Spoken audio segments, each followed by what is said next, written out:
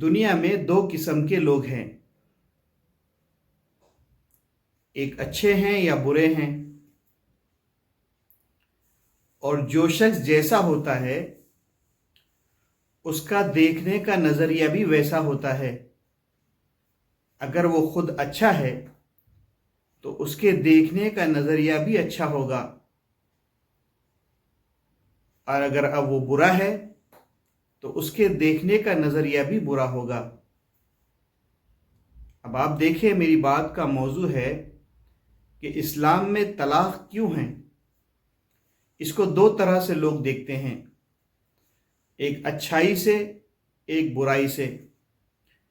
جس کو اس کا مطلب غلط سمجھ میں آیا ہے وہ اس کو بہت بری چیز سمجھتا ہے، اور جس کو اس کا مطلب صحیح سمجھ میں آیا ہے وہ اس کے لیے بہتر اور اچھا ہے۔ اب آپ دیکھیں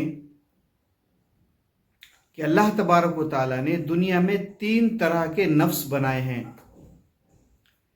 ایک ہے نفس امارہ، دوسرا ہے نفس لوامہ، اور تیسرا ہے نفس مطمئنہ۔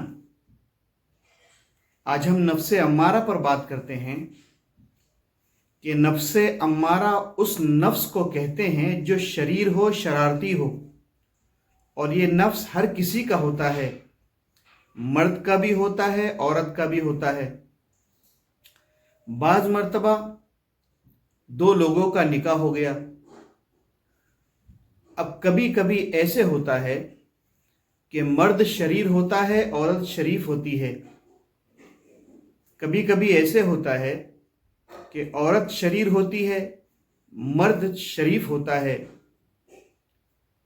اب ہمارا جو نفس ہے وہ یہ ہے کہ عورت شوہر کی بات نہیں مانتی، اس کا کہا نہیں مانتی، اس کے لیے کھانا نہیں پکاتی، اس کے گھر کی حفاظت نہیں کرتی، اس کے بچوں کی دیکھ ریکھ نہیں کرتی، اور اس بات کو لے کر مرد عورت میں روزانہ جھگڑے ہوتے ہیں، اور گھر میں سکون غارت ہو جاتا ہے۔ کبھی کبھی مرد شریر ہوتا ہے کہ عورت کی ریکوائرمنٹ پوری نہیں کرتا، اس کو خرچہ نہیں دیتا، اس کے ساتھ وقت نہیں بتاتا، تو عورت بیزار ہو جاتی ہے۔ اس چیز کو لے کر پھر روزانہ جھگڑے ہوتے ہیں، اور اس کا برا اثر ان کی ہونے والی نسل پر پڑتا ہے۔ اب اس نسل کو بری صحبت سے بچانے کے لیے اب صلح کی کوئی شکل نہیں نکل رہی ہے، تو اسلام نے کہا کہ بجائے ایک دوسرے کو نقصان پہنچانے کے ایک دوسرے سے علیحدگی اختیار کر لو، الگ ہو جاؤ، طلاق دے دو یا طلاق لے لو اور دونوں الگ ہو جاؤ، کیونکہ اس وقت میں آپ دونوں کا نفس ایک ساتھ مطمئن نہیں ہے، میچ نہیں ہو رہا ہے۔ تو اسلام نے کہا لڑ جھگڑ کے نقصان۔ اب بعض مرتبہ لوگ کیا کر رہے ہیں کہ اب طلاق نہیں دے سکتے تو اس کو زہر کھلا کے مار دے رہے ہیں، اور پھر اس کو قتل کر دے رہے ہیں، اور نہ جانے کتنے قسم کے اس کو ٹارچر کیے جا رہے ہیں، ہم اس کا اندازہ نہیں کر سکتے۔ تو ایسے نقصانات سے بچنے کے لیے کہ اس کو طلاق دے دی جائے کہ وہ اپنی زندگی سکون کے ساتھ، آرام کے ساتھ، جس کے ساتھ اس کا نفس مطمئن ہو جائے اس کے ساتھ گزار سکے۔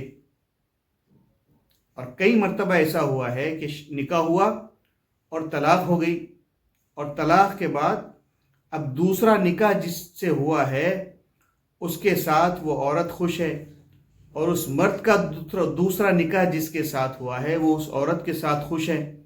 اب دونوں کی زندگی بظاہر ایسے لگ رہا تھا کہ طلاق دینے سے بہت بڑا نقصان ہوا، لیکن اس کے باوجود 2 لوگوں کی زندگیاں سکھ سے گزر رہی ہے۔